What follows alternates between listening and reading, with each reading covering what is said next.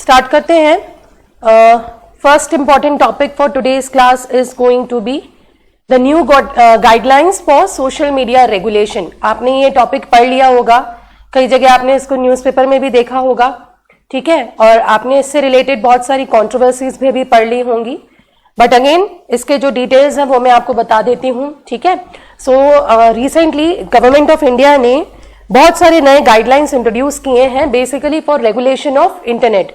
तो इसमें कई सारी बॉडीज को रेगुलेट करने की बात की है। They want to regulate some social media platforms जिनको हम इंटरमीडियरीज कहते हैं, ठीक है।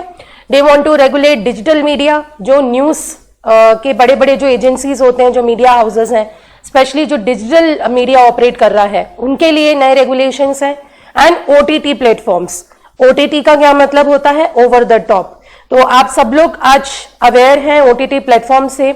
आप सभी के घर में अमेजॉन का प्राइम यूज हो रहा होगा, या आप में से कुछ लोग नेटफ्लिक्स यूज करते हैं, या we have an number of apps like we have Voot, right? We have Z5 app, we have this Disney Hotstar.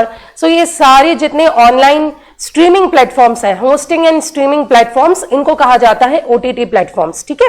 They are called as OTT, मतलब ओवर द टॉप, या इनको ओसीबी कहते हैं, OCP ये भी कहा जाता है। हम अभी पूरा डिटेल करेंगे इनके बारे में discuss, that is online content provider.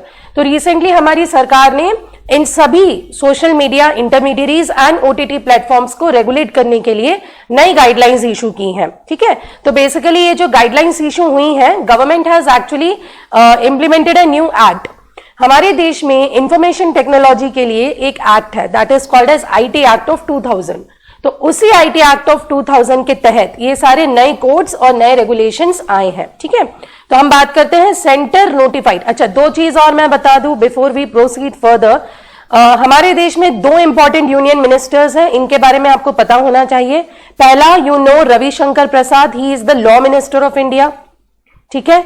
Ravishankar Prasad, who is the law minister of India, he is also minister for electronics and information technology and IT, ठीक है।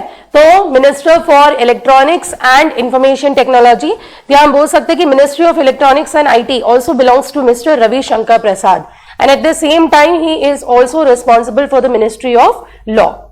सो we have mister Ravishankar Prasad, he is the minister of electronics and information technology. एक तो इनका नाम आपको याद रखना है, स्टार मार्क, ठीक है। दूसरा नाम आपको जो याद रखना है, that is mister Prakash Javadekar, Prakash Javadekar. Now he is the minister of environment and forest, ठीक है, but at the same time he is also responsible for ministry of information and broadcasting, ठीक है, IB, minister of information and broadcasting. तो minister of electronics and IT है mister Ravishankar Prasad, and Prakash Javadekar जो है, he is the union minister for information and broadcasting. सो अभी recently in दोनों ministers ने एक प्रेस कॉन्फ्रेंस होल्ड किया था, और इसी प्रेस कॉन्फ्रेंस के दौरान, ठीक है, इन्होंने बताया कि हमारी जो सरकार है वो they are trying to notify information technology intermediate guidelines and digital media ethics code rules under 2001। तो 25 फरवरी 2021 को एक प्रेस कॉन्फ्रेंस के दौरान इन्होंने ये गाइडलाइंस इशू किए हैं। The guidelines are going to be implemented in next few months. कुछ महीनों का टाइम मिला है to these social media giants and to these intermediaries, ताकि वो ये सजेस्टेड गाइडलाइंस को इनकॉर्पोरेट कर ले, ठीक है। सो 25 फरवरी 2001 को एक प्रेस कॉन्फ्रेंस के दौरान ये सारी गाइडलाइंस इशू की गई हैं। अब ये जो गाइडलाइंस दी गई हैं, they are given under the IT act of 2000। I have already told you, हमारे देश में इंटरनेट को एक एक्ट रेगुलेट करता है which is called as information technology act of 2000। तो पहले भी ये सारे डिजिटल मीडिया के लिए, या मैं कहूं सोशल मीडिया प्लेटफॉर्म्स के लिए, या ओटीटी प्लेटफॉर्म्स के लिए कुछ रूल्स आए थे under the same IT act of 2000। The rules way revised in year 2011। 2011 में भी इसी तरह की कुछ गाइडलाइंस हमारी सरकार ने इशू करी थी, ठीक है, for regulation of these platforms. और अभी दोबारा से 2021 में नई गाइडलाइंस इशू कई हैं। तो जैसे ही ये नई वाली गाइडलाइंस 2021 वाली जो गाइडलाइंस है, जैसे ही ये इंप्लीमेंट होंगी, पुरानी गाइडलाइंस जो है वो स्थगित हो जाएंगी, ठीक है, they will be discarded. Now new guidelines are aimed at regulating social media and OTT platforms. अब हम बात करते हैं सोशल मीडिया में, आप क्या बोलोगे, क्या क्या आता है? सोशल मीडिया मतलब जहां पर लोग सोशली एक दूसरे से इंटरैक्ट करते हैं, तो सबसे बड़ा हमारे देश में फेसबुक है। Then you all use WhatsApp, that is a messaging app, ठीक है। फिर आप फेसबुक का मैसेंजर यूज करते हैं एक दूसरे से इंटरैक्ट करने के लिए। We have Instagram, right, we have different kind, like we also have Twitter. तो इस समय हमारे देश में जो बड़े, जो बहुत ही प्रोमिनेंट सोशल मीडिया प्लेटफॉर्म्स है, उसमें आप एक तो बोल सकते हैं फेसबुक, फेसबुक का मैसेंजर, इंस्टाग्राम, उसके बाद ट्विटर, एंड सबसे ज्यादा तो हमारे देश में व्हाट्सएप यूज हो रहा है, राइट। और उसके बाद ओटीटी प्लेटफॉर्म्स, मैंने आपको बता दिया, ओवर द टॉप प्लेटफॉर्म्स, जैसे कि जो होस्टिंग और स्ट्रीमिंग प्लेटफॉर्म्स होते हैं, जो कई तरह के आजकल आप देखते हैं ना, आजकल जमाना है वेब सीरीज का। आपने कई सारे वेब सीरीज देखे होंगे ऑन दीज ओटीटी प्लेटफॉर्म्स। इनको कहा जाता है ओसीपी, ऑनलाइन कंटेंट प्रोवाइडर, जैसे नेटफ्लिक्स हो गया, आपका अमेजॉन प्राइम हो गया, वूट किड्स हो गया, आपका Z5 हो गया, एंड सोनी लिव हो गया, ऐसे करके बहुत सारे हमारे यहाँ ओटीटी प्लेटफॉर्म्स हैं। Now union minister Ravishankar Prasad and Prakash Javadekar briefed media regarding the guidelines. अभी मैंने आपको बताया कौन कौन सी मिनिस्ट्री के लिए दे आर रिस्पॉन्सिबल, वो आपको याद रखना है। These ministers reiterated the importance of regulating the platforms for accountability against the misuse and abuse. ठीक है, तो ये प्लेटफॉर्म्स जो है इनको रेगुलेट करना क्यों जरूरी है? बिकॉज इनका मिसयूज किया जा रहा है। देखो कैसे मिसयूज किया जा रहा है और कैसे इनका मतलब लोग जो है वो गलत तरीके से इनको इन प्लेटफॉर्म्स को यूज करके हेटरेट प्रमोट करते हैं। आपने कई बार देखा होगा कि व्हाट्सएप पे एक न्यूज सर्कुलेट होती है कि फला जगह एक दंगा होने वाला है और यहाँ पे इस धर्म या इस समुदाय से लोग जो जुड़े हुए हैं वो पहुंच जाए, है ना। तो ऐसे फेक न्यूज भी कई बार ये लोग एक दूसरे को प्रमोट करते हैं, जिससे वाकई में इस तरह के राइट्स जो है वो हो जाते हैं। So it lead to communal hatred and communal violence sometimes, right. So ये जो फेक रिपोर्ट्स होती हैं या जो फेक न्यूज जो है जो वायरल हो जाती है, सर्कुलेट करते हैं लोग मैसेजिंग एप्स के थ्रू, आपके हमारे कंट्री में तो व्हाट्सएप सबसे ज्यादा यूज होता है, फेसबुक के थ्रू ये प्रमोट करते हैं, तो दिस इज रॉन्ग। तो गवर्नमेंट क्या चाह रही है कि एक तरह का कुछ एक मैकेनिज्म होना चाहिए, एक रेगुलेशन होना चाहिए इन प्लेटफॉर्म्स के लिए कि अगर इस तरह का कुछ न्यूज सर्कुलेट होता है जिससे किसी तरह का वायलेंस हुआ है या राइट्स हुए हैं, सो हम अगर इन प्लेटफॉर्म्स को बोलें कि you need to stop this news right now, तो ये प्लेटफॉर्म्स उसको इमीडिएटली स्टॉप कर दें। तो गवर्नमेंट इस तरह के एक्शंस लेना चाह रही है। या यहाँ पे फर्स्ट ओरिजिनेटर की भी बात है। अभी हम समझते हैं कि व्हाट इज फर्स्ट ओरिजिनेटर। आगे बढ़ते हैं ना। अब ये जो नई गाइडलाइंस है इनको कहा गया है information technology intermediary guidelines and digital media ethics code rules of 2001। ये नाम आपको याद रखना है। What is the objective of these guidelines? The new rules on digital media. Digital media मतलब आप समझते हैं जो ऑनलाइन मीडिया प्लेटफॉर्म्स चलते हैं, जैसे आज तक का जो डिजिटल वाला जो पोर्टल है, या आर भारत का, रिपब्लिक भारत का, एक रिपब्लिक टीवी अलग वो चलता है, उनका डिजिटल मीडिया आउटलेट चलता है, ठीक है। उसी तरह से एनडीटीवी का एक डिजिटल चलता है पूरा।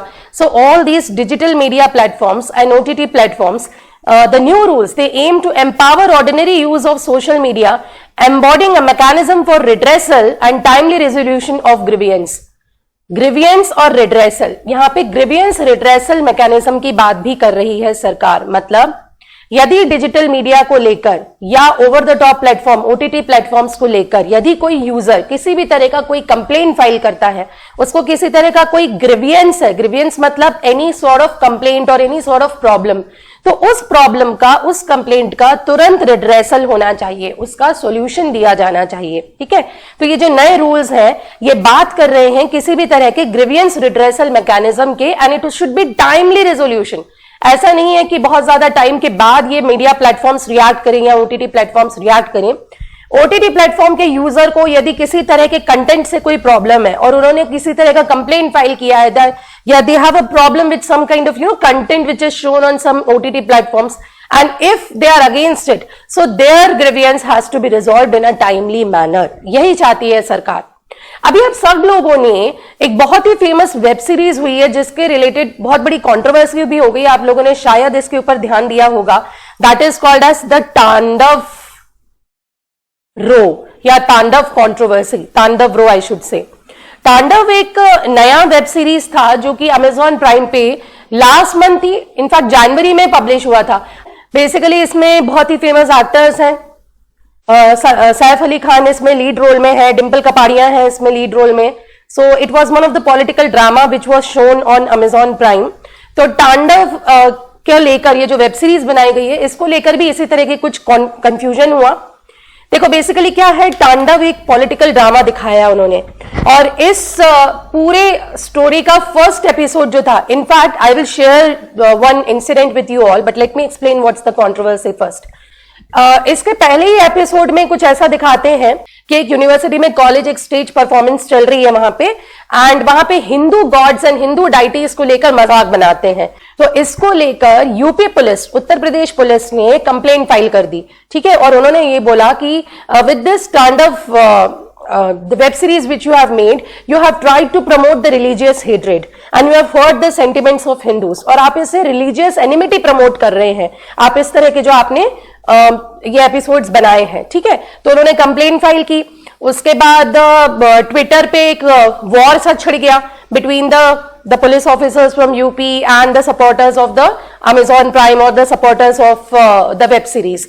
तो फिर एफआईआर बोल दी उन्होंने भाई की जो इस शो के डायरेक्टर हैं, ठीक है। उसके बाद सैफ अली खान हो गए, बाकी जितने सारे एक्टर्स हैं, प्रोड्यूसर जो इनके खिलाफ एक एफआईआर हुई। पुलिस का एक टीम जो है वो मुंबई की तरफ रवाना हुआ, फिर सीएम को भी वार्निंग दे दी कि you will not interfere in this matter. हालांकि फिर ये कोर्ट में पहुंचा, इलाहाबाद हाई कोर्ट में गया ये, क्योंकि यूपी पुलिस ने फाइल किया था ना एफआईआर। तो इलाहाबाद हाई कोर्ट में बेसिकली ये डिसाइड हुआ कि अमेजॉन इंडिया की जो हेड है, ठीक है, उनके खिलाफ और ये जो वेब सीरीज से जुड़े हुए जितने भी एक्टर्स, डायरेक्टर्स, प्रोड्यूसर्स हैं, इनके खिलाफ कोर्ट ने बोला है कि ठीक हो, इनको प्री अरेस्ट बेल हम दे देंगे, they will not be arrested until the further announcement, what ever decision is taken they will not be arrested. तो इनको एंटिसिपेटरी बेल वगैरह ग्रांट कर दिया गया। तो ये पूरे देश में ना ये इस तरह से कंट्रोवर्सी जो है ये सामने आई कि भाई आप एक शो बना रहे हो, आपने एक वेब सीरीज बनाई है, but in indirect way you are trying to hurt the religious sentiments of Hindus. तो दिस इज नॉट अलाउड। तो what they are trying to do here is they are asking central government कि आप कुछ regulations बनाइए, कुछ laws बनाइए, मतलब किसी तरह का कोई फिल्टर ही नहीं है। ये ओटीटी प्लेटफॉर्म्स में वेब सीरीज के थ्रू कुछ भी दिखाया जा रहा है, कुछ भी बोला जा रहा है। There is lot of content which is available for everybody in India. तो ये सब गलत है, ठीक है। ऑलरेडी 17 करोड़ जो लोग हैं वो इन ओटीटी प्लेटफॉर्म्स को यूज कर रहे हैं। They buy the monthly subscriptions और the yearly subscriptions, and lot of people are using these OTT platforms for the purpose of entertainment. आप धीरे धीरे देखिए देयर इज अ शिफ्ट, लोग केबल टीवी नेटवर्क से अब शिफ्ट हो रहे हैं ऑन दीज ओटीटी प्लेटफॉर्म्स। वो सोचते हैं कि टीवी पे तो एक ही तरह के शोज आते हैं, हम वेब सीरीज ले लेते हैं, हम इनका सब्सक्रिप्शन ले लेते हैं साल भर का ओटीटी प्लेटफॉर्म्स का, तो we will have access to an number of movies, an number of web series, an number of news channels. तो ये कर रहे हैं लोग आजकल, but at the same time there is no screening, there is no filter of the content. तो ये बहुत एक बोलना चाहिए चिंताजनक बात है, ठीक है ना। तो गवर्नमेंट को ऐसी नीड महसूस हुई थी, तो 2011 में भी उन्होंने कुछ इस तरह की गाइडलाइंस इशू की थी, ठीक है। अच्छा, अब हम ओटीटी की बात करते हैं। Over the top is a means of providing television and film content over the internet at the request to suit the requirements of the individual consumer, that is OTT platforms। तो सब अपनी पसंद से इन platforms को subscribe करते हैं। किसी ने नेटफ्लिक्स ले रखा होगा, किसी ने डिज्नी हॉटस्टार ले रखा होगा for the purpose of kids, या किसी ने अमेजॉन प्राइम ले रखा होगा। अच्छा, एक चीज और बता दूं, इन ओटीटी प्लेटफॉर्म्स ने सितंबर 2020 में क्या किया था, इन्होंने बोला था कि हम भी सेल्फ रेगुलेटरी गाइडलाइंस हम बना रहे हैं। इन्होंने ये बोला था कि हम अपना सेल्फ रेगुलेशन करेंगे। How we are going to do the self regulation, हम खुद ये जितने भी ओटीटी प्लेटफॉर्म्स है, नेटफ्लिक्स, प्राइम, हम अपने आप को सेल्फ रेगुलेट करेंगे। इसका मतलब क्या कि we will only divide the content in different categories. जैसे कि सबसे पहले हमारे यहाँ जितनी भी वेब सीरीज हैं, जितनी भी फिल्म्स हैं, हम उसमें क्या बनाएंगे, हम उसमें बनाएंगे एज क्राइटेरिया। जितनी भी फिल्म्स होंगी या जितने भी वेब सीरीज होंगे, आप उसमें देखिए, उसमें ऊपर एज क्राइटेरिया लिखा आता है, दिस इज सुटेबल फॉर 13+, है ना, या दिस इज सुटेबल फॉर 7+, या ओनली फॉर अडल्ट्स 18+। फिर दूसरा है we will give the content description. Content description, what do you mean by content description, हम ये भी लिख देंगे उसमें कि किस तरह का कंटेंट है इसमें, whether there is a use of foul language और ड्रग अब्यूज और there is any sexual content और न्यूडिटी। तो जो भी उस वेब सीरीज में है या उस फिल्म में, हम उसके पूरे कंटेंट का एक शॉर्ट डिस्क्रिप्शन देंगे। और तीसरा उन्होंने बोला था, पहला तो हम एज क्राइटेरिया बना देंगे कि इसमें पेरेंटल गाइडेंस चाहिए कि नहीं चाहिए, दूसरा हम इसमें कंटेंट को डिस्क्राइब कर देंगे, ठीक है, और तीसरा हम इसमें वेरिफिकेशन भी नेसेसरी कर देंगे, that would not be mandatory verification of the user. तो ये चीजें उन्होंने इनकॉर्पोरेट कर ली थी ऑलरेडी सितंबर में, पर हुआ क्या, that was not good enough. ठीक है, हालांकि ओटीटी प्लेटफॉर्म्स ने किया है इसको, वो रेगुलेट भी कर रहे हैं। आप अभी अगर प्राइम को खोल के देखेंगे अमेजॉन प्राइम पे, तो सारे शोज में आपको ये एज क्राइटेरिया या कंटेंट डिस्क्रिप्शन या इसका बोलना चाहिए वेरिफिकेशन नहीं, इसका पैरेंटल गाइडेंस किस किस में चाहिए वो भी हम इसमें बता देंगे। ठीक है, तो ऐसे में क्या होगा कि for example if there is a family and they wish to see some program together, तो parents would be able to decide कि क्या ये शो हमें अपने बच्चों के साथ बैठ के देखना चाहिए कि नहीं देखना चाहिए। तो इन अ वे उनको पूरा आइडिया मिल जाएगा कि किस तरह का शो किस तरह की ऑडियंस के लिए बनाया गया है। लेकिन अभी इतनी सारी कंट्रोवर्सीज होने के बाद और जितनी पीआईएल्स और भी कई पीआईएल्स फाइल हुई है अगेंस्ट दिस ओटीटी प्लेटफॉर्म्स की, किसी भी तरह के कंटेंट पे कोई फिल्टर ही नहीं है। ठीक है, बहुत ज्यादा यहाँ पे सेक्सुअल कंटेंट दिखाया जा रहा है, या बहुत ज्यादा न्यूडिटी दिखाई जा रही है, या बहुत ज्यादा फॉल्स लैंग्वेज दिखाई जा रही है। And really if I share my experience, it has become practically impossible to watch any kind of web series और any kind of film with your kids. ठीक है, unless it is an animated movie, आप कोई normal movie बच्चे के सामने बैठ के देख ही नहीं सकते हैं। मतलब बहुत ज्यादा फाउल एंड ऑब्सीन कंटेंट होने लगा है।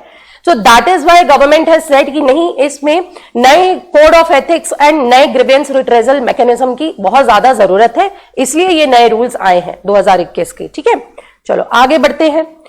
The proposed framework is progressive, liberal and contemporaneous and seeks to address people. Contemporaneous का मतलब होता है it is much needed at this time, it is contemporary to this situation, it is needed, such kind of regulation, such kind of grievances redressal is needed, it is the need of the hour to seek to address people's verified concerns while removing any misapprehension about stopping creativity and freedom of speech and expression। अच्छा, कुछ लोगों ने ये जो नई rules and guidelines हैं इसको बोला है, इस पे क्वेश्चन मार्क लगाया है। some critics they are questioning such guidelines and questioning the intention of the government. Why?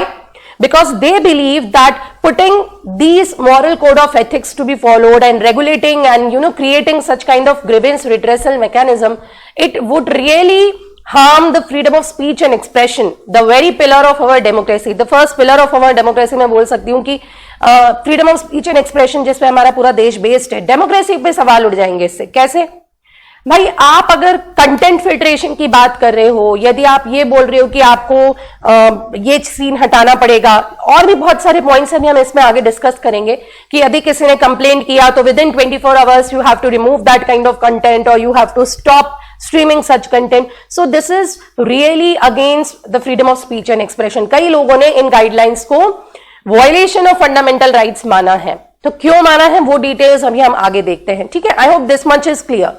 I hope आपको ये टर्मिनोलॉजीज बिल्कुल क्लियर है। What do you mean by digital media, what do you mean by OTT platforms and what do you mean by these intermediaries. Are these terminology very clear? देखो, intermediary का मतलब होता है basically mediator. यहाँ पे intermediary कौन हो गया? आपका हो गया इंस्टाग्राम, इंटरमीडियरी हो गया आपका Facebook. So Facebook is serving as an intermediary between the internet and the customer. Internet और कंज्यूमर के बीच में फेसबुक इज एन इंटरमीडियरी। ठीक है, now rules have been framed keeping in mind the difference between the viewership in a theatre and television as compare to watching it on the internet. The rules focus more on in-house and self-regulation mechanism, whereby a robust grievance redressal mechanism has been provided while upholding the journalistic and creative freedom. सरकार ने ये बोला है कि हम grievance रिट्रेजल mechanism की आपको एक स्ट्रक्चर बना के दे रहे हैं। आपको इसी स्ट्रक्चर को फॉलो करते हुए ये ग्रीवियंस रिट्रेजल मैकेनिज्म बनाना है। सरकार ने जो गाइडलाइंस इशू की है उसमें उन्होंने बताया है कि कौन कौन से ऑफिसर्स आपको अपॉइंट करना है and how this grievance redressal mechanism is going to work. तो government has itself provided a blueprint. They have given the entire idea how the grievances मतलब कंप्लेंट्स और problems they are going to be taken care of. Part 2 of these rules will be administered by Ministry of Electronics and IT, जो मैंने बताया था mister Ravishankar प्रसाद, उनके under आती है ये ministry.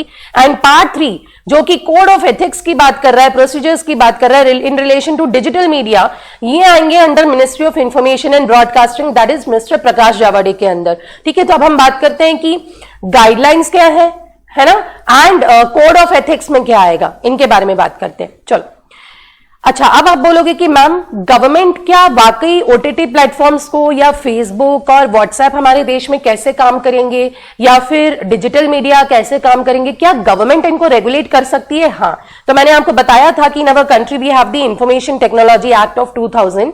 So under section number 87 clause number 2 of IT Act of 2000, government has the power to issue such guidelines and to regulate these platforms.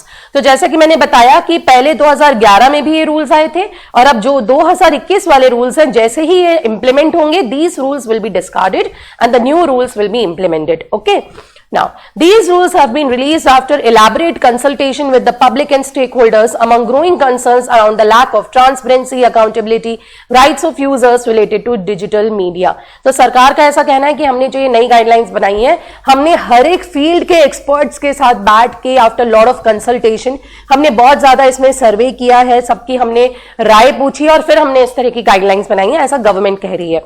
Both ministries of electronics and IT and Ministry of Information and Broadcasting undertook elaborate consultation among themselves by finalizing the rule to have harmonious soft touch oversight mechanism in relation to social media platforms, digital media and OTT platforms. तो जैसा कि मैंने आपको बताया, सरकार का ये कहना है कि हमने various experts, we have consulted various experts from diverse fields and only then we have framed such guidelines. So this in no way is going to harm the freedom of speech and expression. But लोग यही कह रहे हैं कि अगर आप content को ही आप ब्लॉक कर दोगे, अगर आप ही डिसाइड करोगे कि हमें कौन सा कंटेंट दिखाना चाहिए, कौन सा कंटेंट हमें नहीं दिखाना चाहिए, यदि आप ही बोल रहे हो कि भाई ये जो आपत्तिजनक आपने वेब सीरीज में दिखाया है, इस हिस्से को आप ब्लॉक कर दो, so somewhere you are harming the freedom of speech. अच्छा, यहाँ पे दूसरा इंटरमीडिएट को लेकर भी बहुत बड़ा सवाल है. यहाँ पे एक कंसेप्ट आता है फर्स्ट ओरिजिनेटर का, ठीक है, वो मैं आपको अभी समझाऊंगी, फिर आपको समझ में आएगा कि how it is impacting the right to privacy and how it is impacting freedom of speech. अब सोशल मीडिया गाइडलाइंस के बारे में पढ़ते हैं. सोशल मीडिया गाइडलाइंस मतलब फेसबुक, व्हाट्सएप, इंस्टाग्राम, इनको लेकर जो गाइडलाइंस बनाई गई है वो क्या है? The new rules prescribe due diligence that must be followed by intermediaries including the social media intermediaries. Due diligence मतलब सरकार ने जो नियम बनाए हैं, आपको इसको कंप्लाई करना पड़ेगा. You have to comply by these rules, you have to follow the rules and regulations of the constitution of India, you have to follow this under the IT act of 2000. आप बोलोगे कि Facebook तो America की company है, तो कल को Facebook बोले कि why do we follow constitution of India, why do we have to follow IT act of 2000, ये तो आपके देश का कानून है, हम क्यों फॉलो करें भैया, हमारी कंपनी तो अमेरिका में बेस्ड है. अगर फेसबुक ये आर्ग्यू करता है तो इंडियन गवर्नमेंट कहेगी नहीं, आप भले ही आप अमेरिकन बेस्ड कंपनी है but you are operating in India, और अगर आप इंडिया में ऑपरेट करना चाहते हैं तो you have to comply by these rules. Under these guidelines only you are going to function in India. ठीक है, तो ये ड्यू डिलिजेंस हो गया. The rules also seek to empower the users by mandating the intermediaries including social media intermediaries to establish a grievance redressal mechanism for receiving resolving complaints from the user और victims. Intermediary shall appoint a grievance officer, ठीक है, grievance redressal officer to deal with such complaints and share the name and contact details of such officer. The grievance officer will have to acknowledge the complaint within 24 hours and resolve it within 15 days from the receipt. यदि Facebook में किसी user को कोई problem होती है, ठीक है, यदि उसे कंटेंट, यदि मान लीजिए मैं फेसबुक यूजर हूं और मुझे किसी कंटेंट से बड़ी प्रॉब्लम है और मैंने अपनी ग्रीवियंस जो है, अपनी जो प्रॉब्लम है वो फेसबुक को दी है, तो फेसबुक को मेरी प्रॉब्लम सुनने के लिए यहां पर एक ग्रीवियंस रिड्रेसल ऑफिसर बनाना पड़ेगा. That will be GRO, grievance redressal officer, जो मेरी प्रॉब्लम्स, मेरी ग्रीवियंसेस को सुनेगा. अब ये जो जीआरओ, ये इंडियन रेसिडेंट होना चाहिए. ऐसा नहीं कि फेसबुक बोले कि मैं अमेरिका से एक ऑफिसर उठा के इंडिया में ऑपरेट करने के लिए अपॉइंट कर दूंगा. नहीं, he has to be the resident of India. ठीक है, he has to look into my problem, look into my grievance within 24 hours, और 15 दिन के अंदर उस प्रॉब्लम का सोल्यूशन इनको देना पड़ेगा. ठीक है, तो यदि किसी को भी किसी तरह की प्रॉब्लम हो रही है फेसबुक को लेकर, तो they have to solve this problem, and that officer is not going to come from any other country, but he has to be based in India, he has to be a resident of India. तो social media के लिए जो grievance solve करेगा वो कहलाएगा grievance redressal officer. तो यहाँ पे एक बात जो हमको ध्यान रखना है एग्जाम के लिए, कि किसी भी तरह के intermediate platforms, social media companies के लिए यहां पर जीआरओ बनाने की बात हुई है अंडर द न्यू गाइडलाइंस, और ये जीआरओ ही has to be the resident of India, grievance redressal officer. अब ये जो इंटरमीडियरीज हैं, they also have to remove और disable access within 24 hours of receipts of complaints of contents that expose private areas of individuals, show them, especially women, in full or partial nudity or the sexual act or in the nature of impersonation, including the morphed images. यदि किसी भी तरह के social media platform पर किसी भी तरह के इंटरमीडियरी पे, चाहे वो इंस्टाग्राम हो, चाहे वो फेसबुक हो, चाहे वो व्हाट्सएप हो, मैसेंजर हो, किसी भी तरह के प्लेटफॉर्म पर यदि ये सारी चीजें दिखाई जाती हैं और इनको लेकर यदि कोई विक्टिम कंप्लेंट कर रहा है तो 24 घंटे के अंदर अंदर उस इंटरमीडियरी को उस कंटेंट को ब्लॉक करना पड़ेगा, उसे वहां से हटाना पड़ेगा. The content has to be removed on. और ये इस सबको सुनने के लिए, सबको सॉल्व करने के लिए ही जीआरओ बनाया जा रहा है. ठीक है. The complaint can be filed either by the concerned individual और any other person on his और हर बिहाफ. ऐसा होता है. मॉफ्ड इमेजेस दिखाई जाती हैं. कई बार सेलिब्रिटीज की इमेजेस को मॉफ कर दिया जाता है, उसको फोटो एडिट कर दिया जाता है, फोटोशॉप इज अ वर्ड, वो कर दिया जाता है, और उसके बाद बॉडी किसी और की, चेहरा किसी और का, ऐसा करके they try to show the obscene content. तो इस तरह का यदि कोई सेक्सुअल कंटेंट है, इसको लेके कोई कंप्लेंट फाइल होती है तो इन इंटरमीडिएट्स को 24 घंटे के अंदर अंदर उस कंटेंट को ब्लॉक करना पड़ेगा, हटाना पड़ेगा. The rules make a distinction between social media intermediates and significant social media intermediates based on number of users on the social media platforms. यहां पे दो तरह के इंटरमीडियरीज की बात हो रही है. पहला है सोशल मीडिया इंटरमीडियरी और दूसरा है significant social media. Social media बहुत सारे प्लेटफॉर्म्स हो सकते हैं. You have n number of messaging apps. ठीक है. बहुत सारे ऐसे मैसेजिंग एप्स है जिनको आप यूज कर सकते हैं. हमारे इंडिया में बहुत ज्यादा नहीं यूज करते, but still you have options, right. तो जैसे सिग्नल की बात कर रहे थे, यदि फोर्स, अभी आपको याद है कुछ दिन पहले व्हाट्सएप ने अपनी नई प्राइवेसी पॉलिसी इंट्रोड्यूस की थी, तो उसके बाद सिग्नल के डाउनलोड्स बहुत ज्यादा बढ़ गए थे. It is also a kind of messaging app. तो सिग्निफिकेंट का मतलब होता है जिनके यूजर्स की संख्या इज मोर देन 50 लाख. ऐसे प्लेटफॉर्म्स जहां पे 50 लाख से ज्यादा यूजर्स हैं, सब्सक्राइबर्स हैं, उनको सिग्निफिकेंट सोशल मीडिया इंटरमीडियरीज कहते हैं. ठीक है. तो कुछ रूल्स इन्होंने छोटे सोशल मीडिया प्लेटफॉर्म्स के लिए बनाए हैं और कुछ रूल्स इन्होंने जनरली दोनों के लिए बनाए हैं, एंड देन कुछ रूल्स इन्होंने सिग्निफिकेंट सोशल मीडिया इंटरमीडियरीज के बनाए हैं. जैसे फेसबुक, हमारे देश में फेसबुक जो है वो काफी ज्यादा लोग यूज करते हैं. ठीक है. Approximately I was reading some figures, it's more than 40 crore Indians they use Facebook. तो ये सिग्निफिकेंट डेटा हो गया. ठीक है ना. सिग्निफिकेंट प्लेटफॉर्म हो गया. तो इनके लिए अलग रूल्स होंगे और छोटे प्लेटफॉर्म्स के लिए जनरल रूल्स होंगे. ठीक है. So based on the number of users. तो याद रखना, सिग्निफिकेंट सोशल मीडिया इंटरमीडिएट का मतलब है जहां पे यूजर्स की संख्या 50 लाख से ज्यादा है. अच्छा, अब आप बोल रहे हो कि मैम ये तो सब कुछ बहुत अच्छा हो रहा है ना. अगर इन सारे प्लेटफॉर्म्स के लिए रिड्रेसल मैकेनिज्म बनाया जा रहा है, फॉर ग्रीवियंस रिड्रेसल मैकेनिज्म बनाया जा रहा है, और ऐसे ऑब्सीन कंटेंट को ब्लॉक करने की बात की जा रही है, and this problem has to be resolved within 24 hours, 24 hours पे उसमें काम होगा. इस तरह की बातें अगर हो रही हैं, या जीआरओ 15 दिन के अंदर अंदर आपकी प्रॉब्लम सुन के उसको रिजॉल्व करेगा, तो ये सब कुछ तो अच्छा हो रहा है. तो how come people are objecting it? ये क्यों बोल रहे हैं कि this is encroachment of the fundamental right और this is encroachment on the freedom of speech and expression? देखो, आप में से जब आप लोग व्हाट्सएप यूज करते हैं, जब आप व्हाट्सएप पे चैट करते हैं, तो आपने ऊपर लिखा देखा होगा ना, एंड टू एंड एनक्रिप्शन. ये देखा है लिखा हुआ, end to end encryption. End to end encryption मतलब क्या होता है? मैं किसी के साथ चैट कर रही हूं तो मेरी चैट उस सामने वाले बंदे के साथ पूरी तरह से प्राइवेट है. ठीक है. If I am chatting on WhatsApp, let's say कि मैं खुशी के साथ व्हाट्सएप पे चैट कर रही हूं, तो मेरे और खुशी के बीच में जो भी बातें हो रही हैं, Facebook WhatsApp will not know about it. Third party को पता ही नहीं चले, because WhatsApp is a platform जिसमें हम चैट कर रहे हैं, and it is a third party. तो उसको पता ही नहीं चलेगा कि मैं खुशी से क्या चैट कर रही हूं. व्हाई? बिकॉज हमारी जो बातें हैं, जो हमारा डेटा है, it is end to end encrypted. Encryption का मतलब होता है कि ये जो हमारे चैट होंगे ना, it will be done in a coded language in such a way that WhatsApp itself will not have an access to it. यही व्हाट्सएप कहता है कि आपका डाटा जो है, आपकी जो भी बातें हैं, जो आपका कंटेंट है, it is very very safe, क्योंकि हम इसको एक्सेस नहीं कर सकते, ऐसा व्हाट्सएप कहता है. It is always end to end encrypted. जहां पे लिखा होता है कि your chats are end to end encryption है यहां पे, तो इसका मतलब आप दोनों के बीच में ही वो बातें हैं, थर्ड पार्टी उस पर एक्सेस नहीं कर पाएगी. लेकिन यदि ये गाइडलाइंस लागू होती हैं, तो यहां पे सरकार ये भी कह रही है कि मान लो अच्छा, अभी आपको एंड टू एंड एन्क्रिप्शन का मतलब समझ में आ गया कि जब दो लोगों की चैट व्हाट्सएप ही एक्सेस ना कर पाए तो उसको एंड टू एंड एन्क्रिप्शन करेंगे, राइट। तो मान लो अगर कोई ऐसी सिचुएशन होती है कि एक बंदा है, उसने व्हाट्सएप से कोई फेक न्यूज सर्कुलेट की, उसने कहा कि इस जगह आ जाओ, यहाँ पे ना ये वाले रिलीजियस राइट्स होने वाले, यहाँ दंगे होने वाले और हमें इस समुदाय के लोगों की जरूरत है, ठीक है। और ऐसा फेक न्यूज वायरल होने से वहां वाकई दंगा हो गया उस जगह पे। तो अब ये कैसे पता चलेगा कि ये जो फेक न्यूज थी ये कहां से ओरिजिनेट हुई है, ठीक है। So government is what they are trying to do, government is trying to trace the first originator.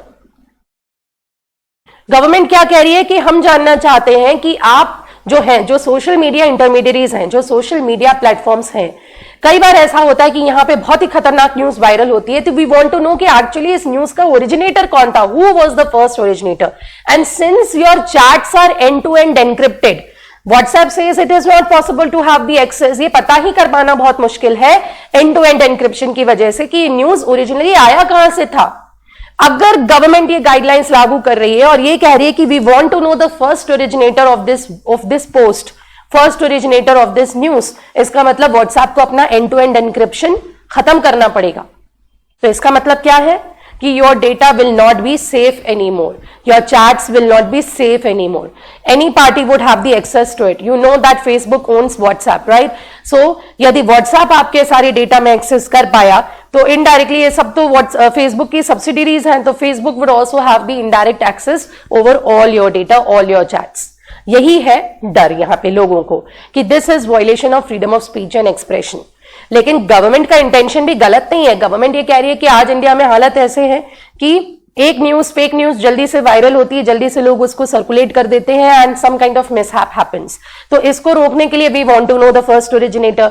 But WhatsApp का कंसेप्ट भी बिल्कुल सही है कि फर्स्ट ओरिजिनेटर तक पहुंचने के लिए हमें एंड टू एंड एनक्रिप्शन खत्म करना पड़ेगा, जिससे दोबारा सवाल उठते हैं कि क्या फिर आपका डेटा सेफ रहेगा। मतलब आपके सारे चैट्स जो पहले एनक्रिप्टेड थे अब वो सब व्हाट्सएप भी पढ़ पाएगा। Now, the significant social media intermediaries will have to follow certain additional due diligence such as follows. अब मैंने कहा था significant social media intermediaries क्या होते हैं? ऐसे social media intermediaries, data protection bill तो है लेकिन अभी उसमें changes की बात हो रही है। There is no significant data protection bill as of now.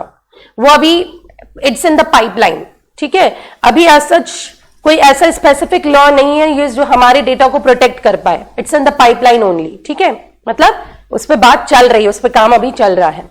Now significant social media intermediates जो मैंने बताया कि जिनके सब्सक्राइबर्स या यूजर्स की संख्या 50 लाख से ज्यादा है, उनके लिए कुछ स्पेशल नियम जो है वो बनाए गए हैं। ये आपको याद रखना है, ये बहुत इंपॉर्टेंट है। पहला, ऐसे बड़े प्लेटफॉर्म्स को they will have to appoint 3 kind of officers. हमने पढ़ा था कि सोशल मीडिया इंटरमीडिएट्स है ना, या हमने पहले अभी 2 स्लाइड पहले पढ़ा था regarding this social media guidelines के बारे में कि यहां पे ग्रीवियंस रिड्रेसल ऑफिसर होगा। लेकिन जो सिग्निफिकेंट सोशल मीडिया इंटरमीडिएट्स है इनको 3 तरह के ऑफिसर्स अपॉइंट करना पड़ेगा। पहला ऑफिसर कौन? Chief compliance officer. अब चीफ कंप्लायंस ऑफिसर सबसे बड़ी पोस्ट होगी। ये इस बंदे की जवाबदारी क्या होगी? he has to take care whether all these rules are followed or not, whether the social media intermediary is complying by the guidelines. They have to comply by the guidelines. Comply का मतलब are they actually following these kind of guidelines or not? Okay, so ये होगा काम chief compliance officer का कि whether all the rules have been followed, all the guidelines have been followed or not. दूसरा जो होगा that will be the nodal person for contact 24/7 coordination with the law enforcement agencies. ये बोल रही है सरकार कि ये जो नोडल पर्सन ऑफ कांटेक्ट होगा ये ऐसा बंदा होगा जिससे हम जितनी बार चाहें जब चाहें हम कांटेक्ट कर पाए। रात को 3 बजे भी यदि गवर्नमेंट कोई नया लॉ बनाती है बैठ के इमरजेंसी में, तो they are going to contact this nodal person for contact and they will inform कि immediately the action has to be taken and you have to do this. ठीक है, तो पहला होगा चीफ कंप्लायंस ऑफिसर जो ये देखेगा कि सारे रूल्स हमारे प्लेटफॉर्म्स फॉलो कर रहे हैं कि नहीं। दूसरा होगा नोडल पर्सन ऑफ कांटेक्ट जिससे किसी भी वक्त सरकार जो है वो कांटेक्ट करेगी, they will be in direct contact with this. And third होगा रेसिडेंट ग्रीवियंस ऑफिसर, GRO जो मैंने कहा था ना, तो resident grievance officer who will perform functions which are mentioned under grievance redressal mechanism. किसी भी तरह की कंप्लेंट अगर किसी सिग्निफिकेंट सोशल मीडिया इंटरमीडिएरी पे फाइल होती है तो उस कंप्लेंट्स को तुरंत कौन रिजॉल्व करेगा? That is going to be the resident grievance officer. ठीक है ना, मतलब he has to be resident in India only, ऐसा नहीं है। अच्छा, ये तीनों ऑफिसर्स जो है ना, they have to be Indians. ऐसा नहीं है कि फेसबुक हो गया या व्हाट्सएप हो गया ये अमेरिका से उठा के किसी को अपॉइंट कर दे, no, they have to be Indians only. तो पहला जो सारे रूल्स पे निगरानी करेगा सब कुछ ठीक से फॉलो किया जा रहा है कि नहीं। दूसरा, ऐसा बंदा नोडल पर्सन फॉर कॉन्टैक्ट, जैसे गवर्नमेंट डायरेक्ट कॉन्टैक्ट में रहेगी, उसी को सब चीजें बताएगी ये होना है। और तीसरा, जो ग्रीवियंस रिट्रेसल के लिए जो ऑफिसर रेस्पॉन्सिबल होगा, he has to be the resident of India. तो ये सिग्निफिकेंट सोशल मीडिया इंटरमीडिएरीज को ये तीनों ऑफिसर्स बनाने पड़ेंगे। Now beside this, significant intermediaries will have to publish a monthly compliance report mentioning the details of complaints received and action taken as well as details of contents which are removed proactively। तो इनको हर महीने एक report भी भेजना पड़ेगा कि कितनी complaints आई, हमने उन कंप्लेंट्स में क्या क्या एक्शन लिया है, हमने उनका रिड्रेसल किया है कि नहीं। तो इस तरह का एक मंथली कंप्लायंस रिपोर्ट इनको बताना पड़ेगा। तो ये जो गाइडलाइंस है, इसको बड़े बड़े जो जाइंट्स हैं, जो सोशल मीडिया इंटरमीडिएरीज हैं, इनको थोड़ा सा अप्लाई करने में टाइम लगेगा, इसलिए 3 महीने का वक्त दिया गया है। 3 months have been introduced, they have been given to these giants कि वो इसको इंप्लीमेंट कर दे अपने सिस्टम में। Okay, Devanshi is asking surveillance capitalism is somewhat similar to it. Surveillance कह सकते हो, आपकी सरकार जो है वो एक तरह से फिर नजर रखेगी। जब आपका एंड टू एंड एनक्रिप्शन खत्म हो जाएगा आपके चैट्स का, आपके कंटेंट का, तो फिर तो सारी चीजें एक्सेसिबल हो सकती हैं, राइट? तो एक तरह से आप बोल सकते हो। इसलिए लोग जो हैं, they are critics, they are saying कि it is violation of freedom of speech and expression, मतलब प्राइवेसी खत्म हो जाएगी। ठीक है ना, अब इन सोशल मीडिया इंटरमीडिएरीज को कुछ और भी चीजें करनी पड़ेंगी, which are providing services such as messaging. They will have to enable identification of the first originator of the mischievous information that is required for the purpose of prevention, detection, investigation, prosecution or punishment of the offense related to sovereignty and integrity of India. जो मैंने अभी आपको समझाया था, the concept of originator of the message, first originator, समझाया ना पूरा, first originator, वही बात हो रही है। इसके लिए मैंने कहा था कि वेरिफिकेशन वाला भी एक कंसेप्ट है। सरकार ये कह रही है कि सोशल मीडिया इंटरमीडिएरीज को हम वॉलंटरी वेरिफिकेशन का ऑप्शन देंगे। मान लीजिए आप एक यूजर हैं, जब आप फेसबुक को अब डाउनलोड करते हैं, प्ले स्टोर पे जाते हैं, आप गूगल प्ले स्टोर पे, आप व्हाट्सएप, फेसबुक नहीं, चलो फेसबुक का ऐप आपने डाउनलोड किया, अभी तक आपने फेसबुक नहीं यूज किया था, आप गूगल प्ले स्टोर पे गए और वहां से आपने फेसबुक का ऐप आपने डाउनलोड कर लिया। वहां पे आपका वेरिफिकेशन मांगा जाता है ना, आपका एक मोबाइल नंबर मांगा जाता है, फिर आपका मोबाइल नंबर वेरीफाई होता है, आपके पास OTP आता है। तो ये बोल रहे हैं कि अ voluntary verification would be required. ठीक है, it is not at all compulsory. इससे क्या होगा, ऑथेंटिसिटी पता चलेगी यूजर की, वो यूजर ऑथेंटिक है कि नहीं है। नहीं तो क्या होता है, कई बार लोग VPN नेटवर्क यूज कर लेते हैं और पता भी नहीं चलता कि वो यूजर कहां का यूजर है। जब आप वेरीफाइड यूजर होते हैं ना, तो आपके सारे डिटेल्स उस पर्टिकुलर थर्ड पार्टी के पास पहुंच जाते हैं। फॉर एग्जांपल, आप अपने आप को वेरीफाई कैसे करते हो, या तो आप अपना ईमेल आईडी डालते हो और कहीं ना कहीं आपका ईमेल आईडी आपके फोन नंबर से लिंक होता है, या आप अपना फोन नंबर डालते हो। तो जैसे ही आप डालते हो, आपके मोबाइल पे एक OTP आ जाता है। आपको फोन नंबर जब आपने लिया है, तो आपने डेफिनेटली अपने आधार कार्ड से आपका फोन नंबर लिया है, चाहे आपके पेरेंट्स के नाम का होगा या आपके सिबलिंग्स के नाम का होगा। So you become a verified user. बस ऐसा समझ लो कि ये वॉलंटरी रहेगा कि यूजर अपने आप को वेरीफाई करना चाह रहा है कि नहीं, कि भैया मैं मध्य प्रदेश का रेसिडेंट हूं या मैं केरला का रेसिडेंट हूं। तो इसमें भी हमको एक आइडिया मिलेगा, जो फ्रॉड्स होते हैं इसमें हम ट्रेस कर पाएंगे कि वो यूजर कहां का था या फर्स्ट ओरिजिनेटर कहां बिलोंग करता है। ठीक है ना, in cases with the social media intermediaries remove और disable access to any information, then a prior intimation for the same will have to be communicated to the user who has shared the information with a notice explaining the grounds and reason for such action. मान लीजिए आपने कोई content upload किया है और आपने देखा Facebook ने 2 दिन के बाद वो कंटेंट ब्लॉक कर दिया। कई बार ऐसा लिखा हुआ आता है ना कि आपने कोई कंटेंट अपलोड किया या कहीं से शेयर किया था किसी दूसरी वॉल से, और आ जाता है कि this content, you don't have access to this content और this content has been blocked as per the Facebook policy of dash and dash. तो ये फेसबुक अगर ऐसा करता है तो उसको आपको बताना पड़ेगा कि आपका कंटेंट में आपकी एक्सेस क्यों नहीं है या क्यों आपको ब्लॉक किया गया है। This is the thing. ठीक है, तो ये सारी गाइडलाइंस में आता है। अच्छा, अब कोड ऑफ एथिक्स की बात कर लेते हैं। मैंने कहा था ना, इस पूरी गाइडलाइंस का एक तो पार्ट 2 था जो सोशल मीडिया इंटरमीडिएरीज के लिए। अब कोड ऑफ एथिक्स की बात करते हैं। तो कोड ऑफ एथिक्स बनाई गई है for news publishers, for digital media and for OTT platforms. Digital media मतलब जो न्यूज चैनल्स डिजिटली चल रहे हैं उनके लिए है, एंड जो ओटीटी प्लेटफॉर्म्स है नेटफ्लिक्स, प्राइम, इनके लिए जो कोड ऑफ एथिक्स बनाए गए हैं वो ये बोलते हैं सेल्फ क्लासिफिकेशन ऑफ कंटेंट। हालांकि मैंने बताया कि ओटीटी प्लेटफॉर्म्स ने पहले ही पिछले साल ही सितंबर 2020 में ही अपना सेल्फ क्लासिफिकेशन कर लिया था, बट स्टिल नई गाइडलाइंस के तहत ये डिजिटल मीडिया और ओटीटी प्लेटफॉर्म्स को कह रहे हैं कि you have to classify your content yourself, कि क्या ये यूनिवर्सल कंटेंट है, कोई भी बैठ के देख सकता है, 2 से 3 साल का बच्चा से बड़े से लेकर कोई भी इसको देख सकता है, ये 7+ के लिए है, 13+ के लिए है, 16+ के लिए है, या फिर अडल्ट है। तो all these platforms would be required to implement parental locks for content which are classified as 13+ or higher and reliable age verification mechanism for the content classified as A+। यदि कोई कंटेंट को adult category में रखा गया है तो as verification mechanism आप incorporate कर लो, किसी भी तरह से आप यही पूछ लो कि आर यू 18+, ऐसे करके आप इनकॉर्पोरेट कर लो। और पेरेंटल लॉक्स मतलब जो 13+ वाले जो कंटेंट है, तो पेरेंट्स अगर चाहते हैं कि हमारा बच्चा ये वाला कंटेंट ना देखे तो पेरेंटल लॉक्स की भी आपको सुविधा देनी पड़ेगी। तो अभी फिलहाल जितने ओटीटी प्लेटफॉर्म्स हम यूज कर रहे हैं वहां पे पेरेंटल लॉक्स वाला सिस्टम नहीं है, ठीक है, एंड रियली क्रिएट ट्रबल। कई बार ऐसा होता है ना कि किड्स दे बिलीव कि ये तो एनिमेटेड मूवी है तो इसमें कुछ कंटेंट ऐसा खराब नहीं होगा, तो we also let kids to watch. थोड़ी देर बाद पता चलता है कि इसमें तो फाउल लैंग्वेज का यूज हो रहा है, ठीक है। तो यहां पे अगर हम चाहें कि नहीं हमारे बच्चों को ये पर्टिकुलर चीज नहीं देखना है तो that facility is not available. देखो अभी क्या होता है, जैसे I give you my example, अभी क्या होता है, जैसे मान लीजिए कि there are in number of cartoon channels, ठीक है, बहुत सारे कार्टून चैनल्स आजकल बच्चे पसंद करते हैं, जैसे लिटिल सिंघम हो गया, पता नहीं मुझे तो नाम भी नहीं याद है। फॉर एग्जाम्पल पापोमीटर करके there is one famous cartoon character, if I don't know अगर आप लोगों ने भी देखा हो कभी, तो पापोमीटर करके आता है। हालांकि concept of the show is good, उसमें वो दिखाते हैं कि you should not commit any kind of fraud and all, but language उसमें जो यूज होती है ना दैट्स वेरी मतलब बहुत ही बोलना चाहिए स्लम वाला लैंग्वेज है, स्लैंग है एक तरह से। तो I don't want my child to watch that kind cartoon. पर होता क्या कि पेरेंट्स जैसे ही घर के बाहर, बच्चे will obviously watch that particular cartoon. So मेरे पास ये ऑप्शन नहीं है कि मैं ओटीटी प्लेटफॉर्म को रेगुलेट कर पाऊं, मैं वहां पे पेरेंटल लॉक लगा पाऊं, राइट। तो ये बहुत जरूरी हो जाता है पेरेंटल लॉक का ऑप्शन। ये भी गवर्नमेंट कह रही है कि आपको कंटेंट को फिल्टर करने में आसानी होगी, ठीक है। Now 3 tyre grievance redressal mechanism जो ओवरऑल जो डिजिटल मीडिया के लिए और जो ओटीटी प्लेटफॉर्म के लिए दिया गया। देखो हमने देखा था कि सिग्निफिकेंट सोशल मीडिया इंटरमीडिएट्स के लिए तो सरकार ने बोल दिया कि 3 तरह के ऑफिसर आप बनाओगे, chief compliance officer, nodal person for contact and resident grievance officer, ठीक है, ये आप बनाओगे। लेकिन ओटीटी प्लेटफॉर्म्स और डिजिटल मीडिया के लिए इन्होंने गवर्नमेंट ने बोला कि 3 टायर मैकेनिज्म होगा प्रॉब्लम्स के सॉल्यूशन का। कैसे?